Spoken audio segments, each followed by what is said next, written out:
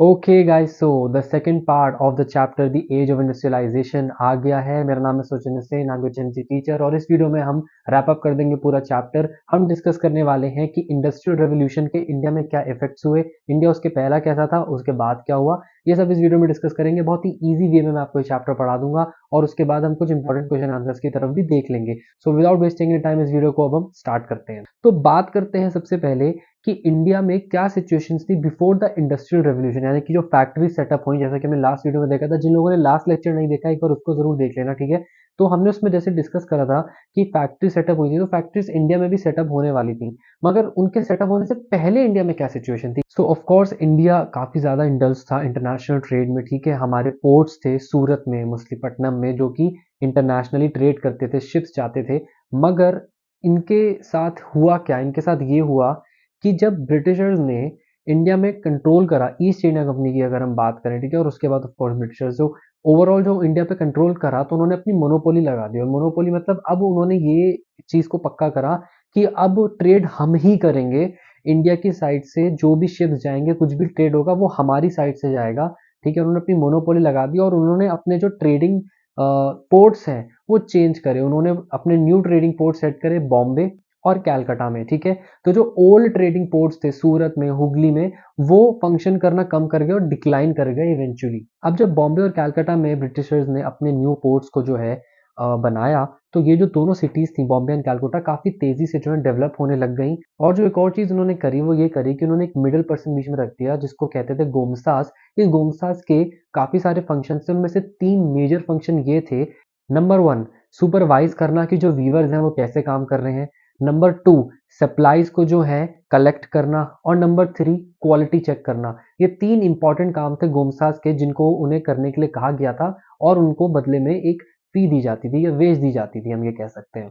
अब इससे फायदा क्या था ब्रिटिशर्स को? इससे फायदा ये था कि उन्होंने एलिमिनेट कर दिया था दूसरे मर्चेंट्स को कि वो वीवर्स के साथ जो है किसी भी तरीके के कॉन्ट्रैक्ट में आ ही ना पाए, किसी की तरीके का ट्रेड कर ना पाए। क्योंकि जो गोमसास जी होते थे, ये लोग क्या करते थे, ये वीवर्स पे एक चेक रखते थे, सुपरवाइज करते थे कि ये लोग किसी और के साथ ट्रेड ना करें, ट्रेड करें तो सिर्फ ईस्ट इंडिया कंपनी और ब्रिटिशर्स के साथ ही ट्रेड करें। ये भी गोमसास की बहुत एक इंपॉर्टेंट ड्यूटी, एक इंपॉर्टेंट फंक्शन था। जो ब्रिटिश मर्चेंट्स हुआ करते थे वो लोन्स और कैश एडवांसेस दे दिया करते थे इन वीवर्स को, प्रोड्यूसर्स को गुड्स प्रोड्यूस करने के लिए। बट इससे हुआ क्या, इससे हुआ ये कि क्लैशेस होने लग गए बिटवीन गोमसास एंड वीवर्स। और वो क्लैशेस इसलिए थे क्योंकि जो गोमसास थे इनके और वीवर्स के बीच में कोई पर्सनल रिलेशनशिप था नहीं। पहले जो वीवर्स थे वो डायरेक्टली जो है कनेक्टेड रहते थे मर्चेंट से, कुछ भी दिक्कत हो जाती थी तो वो डायरेक्टली कोऑर्डिनेट कर लिया करते थे। मगर बाद में क्या होने लग गया, जो गोमस्ता से इनको कोई मतलब नहीं था कि वीवर्स को क्या प्रॉब्लम है या नहीं है। ये पूरा प्रेशर डालते थे वीवर्स पे कि आपको इस टाइम तक ये प्रोड्यूस करके देना ही देना है। और अक्सर ये चीज हरासमेंट में बदल जाती थी। इसलिए वीवर्स जो है परेशान होकर माइग्रेट करने लग गए थे। उन्होंने माइग्रेट करना शुरू कर दिया था विलेजेस से कंट्री साइड में। इसके बाद जो थर्ड चीज आती है वो ये आती है कि प्रॉब्लम्स जो फेस कर रहे थे इंडियन वीवर्स। इंडियन वीवर्स को सबसे बड़ी जो प्रॉब्लम फेस करनी पड़ी, सबसे बड़ी वो ये थी कि इंडियन क्लॉथ पे अब इंपोर्ट ड्यूटीज लगने वाली थी। इंपोर्ट ड्यूटीज मतलब कि इंपोर्ट और एक्सपोर्ट ड्यूटीज होती है कि अगर आपका जो मटेरियल है, आपका जो गुड है वो कहीं दूसरी कंट्री में जा रहा है तो आपको इतना पे करना पड़ेगा उसको वहां सेंड करने के लिए। इंपोर्ट ड्यूटीज भी होती हैं, ठीक है। कि अगर आप किसी कहीं से मटेरियल ले रहे हो तो उसमें भी आपको दूसरी कंट्री में आपको एक सर्टेन टैक्स देना पड़ेगा, ठीक है। ये इंपोर्ट ड्यूटीज इंडियन क्लोथ्स पे तो लग गई, मगर इन इंपोर्ट ड्यूटीज को ब्रिटिशर्स ने अपने मर्चेंट यानी अपनी जो कंपनीज थी उनसे हटवा दिया। इसकी वजह से इंडियन व्यूवर्स को बहुत प्रॉब्लम हुई। प्रॉब्लम ये हुई कि ब्रिटेन से जो क्लोथ और जो कपड़े बनकर इंडिया में आ रहे थे उन पर कोई इंपोर्ट ड्यूटी, कोई टैक्स नहीं था। वो इंडिया में फ्लड कर रहे थे इंडियन मार्केट्स में। वो बहुत चीप भी थे। चीप इसलिए थे क्योंकि फैक्ट्री से बन के आ रहे हैं, उनका प्राइस लो था। इंडियन क्लोथ्स का प्राइस हाई था क्योंकि इंडिया में अभी भी ट्रेडिशनल फैक्ट्री ज्यादा थी, हाथों से कपड़े बनते थे, जैसे कि मैंने लास्ट वीडियो में डिस्कस करा था। तो इंडियन क्लोथ्स का प्राइस था हाई, ब्रिटिशर्स क्लोथ्स का प्राइस था लो। इंडियंस को इंपोर्ट ड्यूटीज और एक्सपोर्ट ड्यूटीज देनी पड़ रही थी। ब्रिटिशर्स पे कोई इंपोर्ट ड्यूटीज नहीं थी। उनका क्लोथ इंडिया आता था और सीधा मार्केट में चला जाता था, जिससे कि इंडियन मार्केट्स ब्रिटिश क्लोथ से यानी कि ब्रिटिश मेड क्लोथ से फ्लड हो गए और बहुत चीप भी थे तो लोगों ने बाय करने लग गए। इससे वीवर्स को बहुत तो दिक्कत हुई क्योंकि वो लोग लॉस में जाने लग गए। उनके जो क्लोथ्स हैं, शर्ट्स हैं, कपड़े हैं, कोई खरीद नहीं रहा है। खरीद नहीं रहा है क्योंकि महंगी है। महंगी इसलिए क्योंकि हाथ से बनी है। ब्रिटिशर्स की तेजी से मार्केट में फ्लड होने लग गई, लोग खरीदने लग गए क्योंकि चीप थी। और उस टाइम पे इंडिया की कंडीशन ऐसी थी कि हर कोई जो भी कहीं से भी पैसे बचाने की कोशिश कर रहा था उसको वो वहां से पैसे बचा रहा था, तो वो चीप उनको जो क्लॉथ मिल रहे थे उन चीप क्लॉथ को ले रहा था। एक और जो बड़ी प्रॉब्लम इंडियन वीवर्स को फेस करनी पड़ी वो ये थी कि जब अमेरिकन सिविल वॉर जो है वो ब्रेक हो गई, तो उससे हुआ क्या कि ब्रिटेन जो उनको यूनिफॉर्म्स के लिए अच्छा क्लॉथ, अच्छा क्लोथिंग मटेरियल चाहिए था जो इंडियन कॉटन से बनता था, तो उन्होंने बहुत सारा अच्छा इंडियन कॉटन इंडिया से एक्सपोर्ट कर दिया था ब्रिटेन में। और इंडियन वीवर्स के पास अब अच्छा कॉटन बचा ही नहीं था जिससे कि वो अच्छे क्वालिटी की शर्ट्स बना सके। इससे भी इंडियन वीवर्स को बहुत प्रॉब्लम्स हुई थी। सारा अच्छा कॉटन जो है ब्रिटेन अपनी वॉर में आर्मी के लिए क्लोथ बनाने के लिए इंडिया से ब्रिटेन भेज रहा था, और इंडियन वीवर्स को इससे बहुत ज्यादा नुकसान हो रहा था क्योंकि उनके पास अच्छा क्वालिटी का अब जो कॉटन है वो बचा ही नहीं था।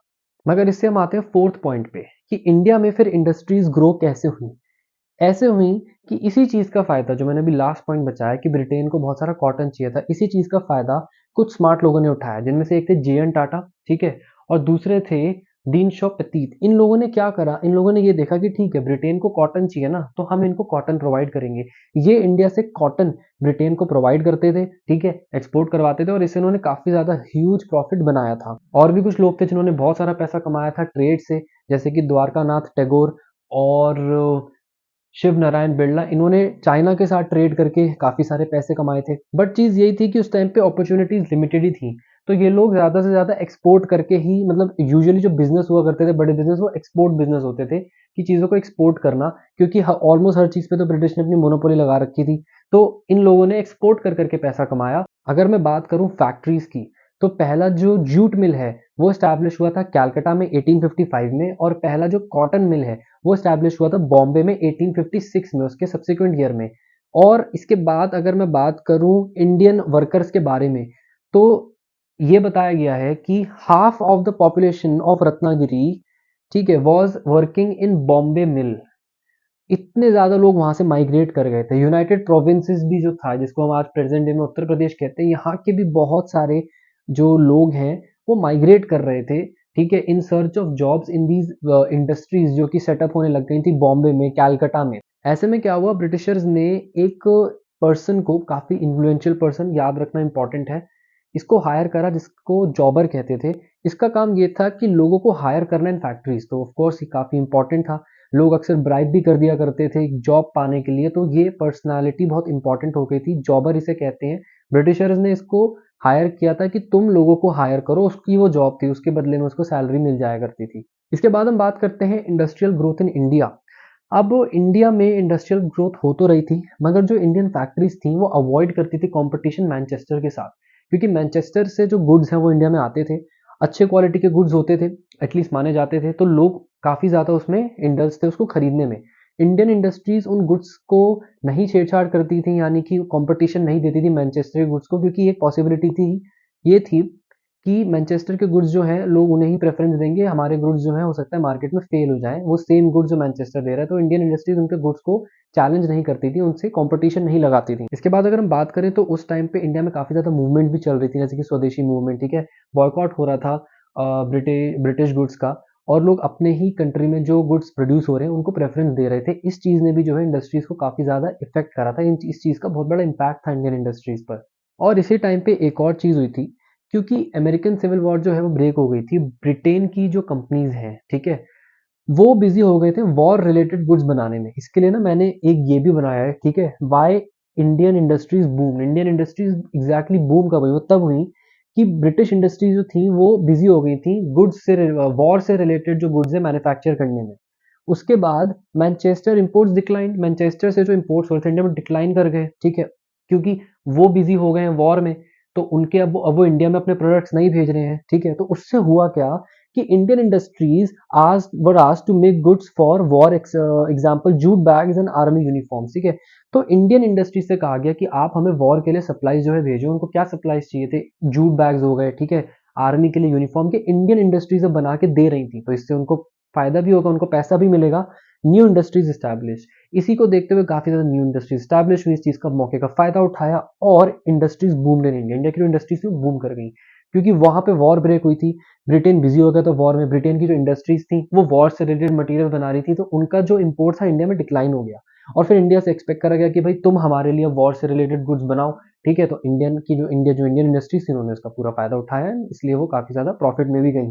स्मॉल स्केल इंडस्ट्रीज की अगर बात करें उस टाइम पे, तो half of the industries by 1911 in Bombay and Calcutta के मोस्ट, मतलब half, more than half of the industries were in Bombay and Calcutta alone. क्योंकि हमने जैसे चैप्टर के स्टार्टिंग में भी देखा, इनिशियली जो ब्रिटिश थे, इन्होंने अपने ट्रेडिंग पोर्ट्स भी बॉम्बे और कलकत्ता में बनाए थे, इंडस्ट्रीज भी मोस्टली वहीं पे सेटअप हो रही थी, ठीक है। ये एक चीज थी।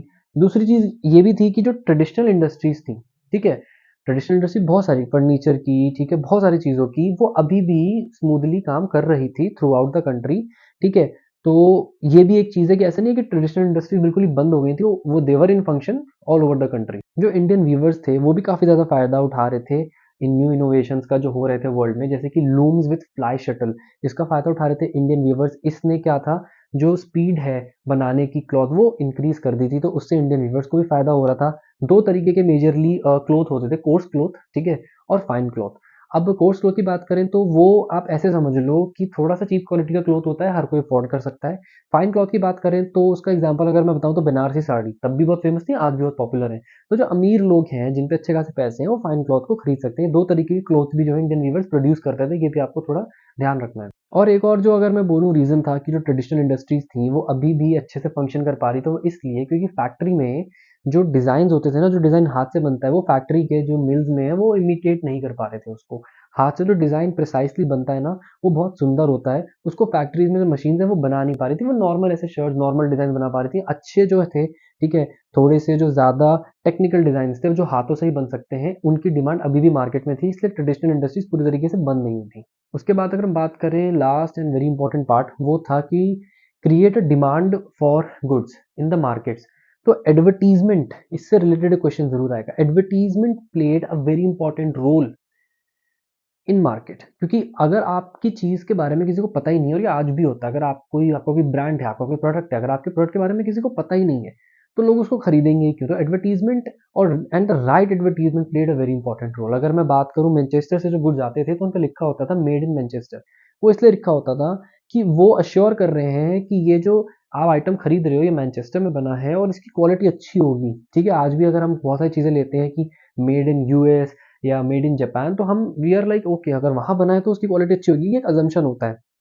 तो इंडियन ब्रांड्स भी जो थे, ये लोग जो प्रोडक्ट्स बनाते थे उसमें भी ये लोग एडवर्टीजमेंट इस तरीके से करते थे कि लोग इसको तुरंत खरीद लें। For example the photos of God and goddesses were use soap पे, बहुत सारी चीज़ों पे, ठीक है। क्यों? क्योंकि एज़ सून एज़ आप कोई प्रोडक्ट देते हो जिस पे भगवान जी की फ़ोटो है, तो आप उसको खरीदना चाहोगे क्योंकि आपको एक अपनापन उससे लगेगा, आप रिलेट करोगे कि ठीक है।